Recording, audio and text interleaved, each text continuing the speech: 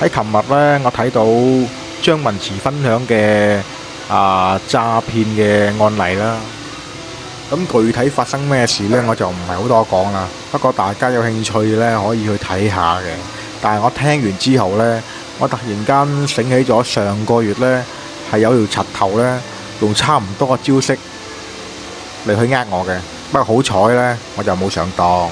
咁是因上個月呢，我突然間有條友個名叫做跨境電商創業，關注我TikTok，然後呢就私信俾我啦，問我想唔想喺個TikTok開店賺佣金喎。即係我當時一睇呢，我話：屌你啊！究竟想點啊你？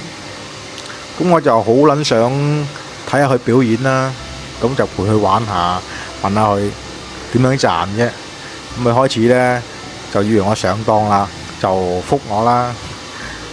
喺我個TikTok嗰個帳號開個網店喎，佢話上架佢哋嘅平台呢，嗰啲產品呢就可以賺差價。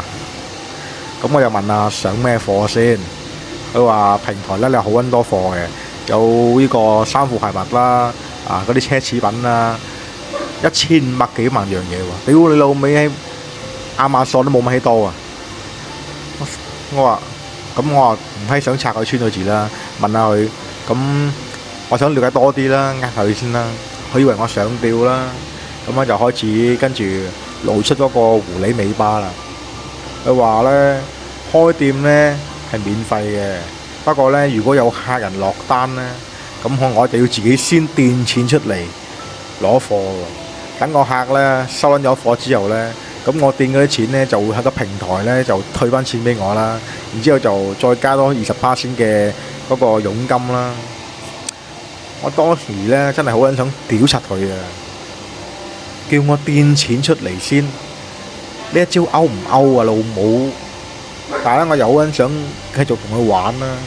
咁我就再問下佢啦。喂，對我有咩保障啊？咁撚危險嘅嘢。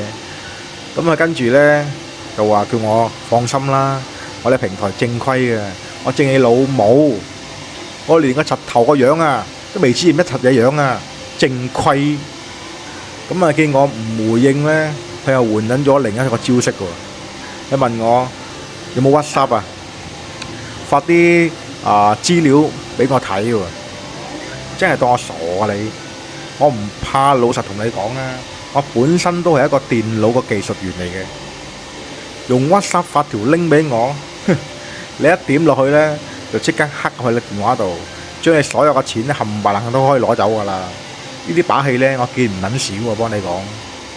咁我即刻又答佢啦，我話我冇 WhatsApp。你想傾咩呢？用 Telegram 啊，紙飛機啊，我幫你傾。咁佢知道成日都呃我唔到啊，成日都叫我去註冊，住你老味咩？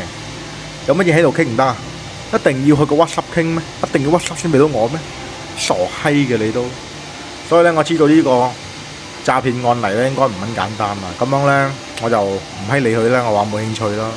所以我睇完張文慈呢個視頻之後咧，我先開始諗翻起，我都係有發生過呢件事嘅。所以今日我就分享出嚟啦，提醒大家一下咧，即係便宜咧就莫貪嘅。呢個世界上咧，永遠唔會有邊條柒頭咧三唔識七咧，突然出嚟同你講，問你想唔想賺錢？我賺你老母！